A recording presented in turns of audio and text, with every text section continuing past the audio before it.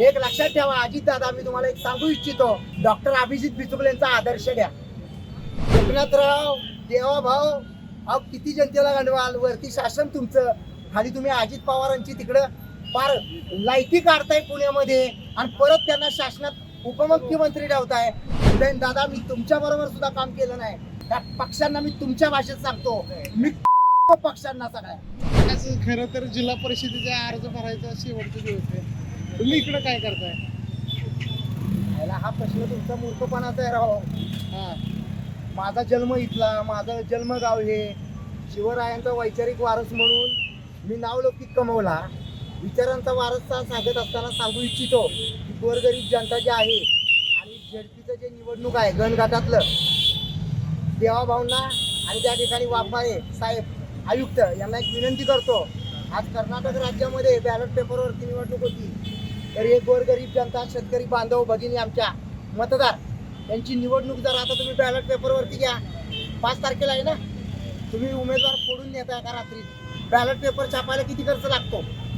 जे उमेदवार फोडून नेले होते त्याच्यापेक्षा फार कमी खर्चामध्ये या ठिकाणी तुमचे बॅलेट पेपर येतील. संपूर्ण महाराष्ट्रातल्या जनतेला कळेल की तुमचं जनतेवरती प्रेम आहे. ह्याच्या पलीकडे मी काय सांगणार आहे? आणि मी कुठल्याही पक्षामध्ये नाहीये, कुणाच्याही गोंधळीनं पाणी मी पित नाही. मी पाणी पाजतो लोकांना आणि पाणी पाणी करायला लावतो.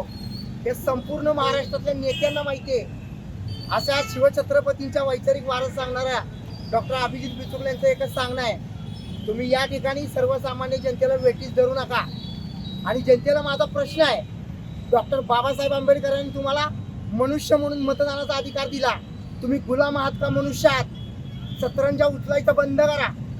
पण साताऱ्यात तर भाजप विरुद्ध शिंदेगड दिसतोय, काय सांगाल? मला हे बालपणी आम्ही खेळ खेळायचो ना, प्लॅस्टिक बॉल क्रिकेट, तेव्हा सुद्धा एवढं आम्ही जनतेला फसवत नव्हतो. आम्ही आमच्या डावासाठी मारामाऱ्या करायचो 2 गटात. आम्ही सख्खे भाव खेळायचो तेव्हा, त्याचे 6 गडी, माझे 6 गडी. एकनाथराव, देवाभाऊ, अहो किती जनतेला गंडवाल, वरती शासन तुमचं, खाली तुम्ही अजित पवारांची तिकडं फार लायकी काढताय पुण्यामध्ये आणि परत त्यांना शासनात उपमुख्यमंत्री ठेवताय. अजित दादा, मला तुम्हाला विचारायचं आहे, मी सुद्धा तुमच्या विरोधात राहिलो पण माझी जीभ कधीही घसरली नाही. काय चाललंय?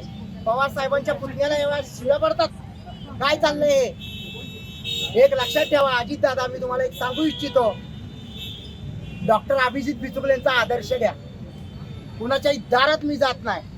तुमच्या त्या भ्रष्टाचाराच्या नावाखाली भाजप तुम्हाला आतल्या हाताने हाणतंय, कसं सहन करता तुम्ही? माझे आदर्श घ्या Ajit Dada, you are my lovely brother. काल उदयनराजेंना भाजपच्या बैठकीत निघून जावं लागलं, काय सांगाल या गोष्टीकडे कसं बघताय? उदयनराजे, तुम्ही आमचे थोरले बंधू आहात. काय चाललंय या देशात? देवाभाऊ तुम्हाला मालक म्हणतात आणि भाजपनं तुम्हाला काय केले हे तुम्हीच माझ्या सातारच्या जनतेला सांगा. तुम्ही कोण आहात? मी कोण आहे हे सांगतो. शिवरायांचा वैचारिक वारस, कारण विचारांचा वारसा चालवायचा असतो. शरीरानं छत्रपती शिवाजी महाराज आपल्यात गेले, डॉक्टर बाबासाहेब आंबेडकर गेले, पण त्यांचे विचार मी जिवंत ठेवतोय. कारण मी शिक्षण घेतलंय वाघिणीचं दूध आणि मी गुलामगिरी कुणाच्याही राहत नाही. उदयन दादा, मी तुमच्या बरोबर सुद्धा काम केलं नाही, कसा करीन इतर पक्षांबरोबर काम?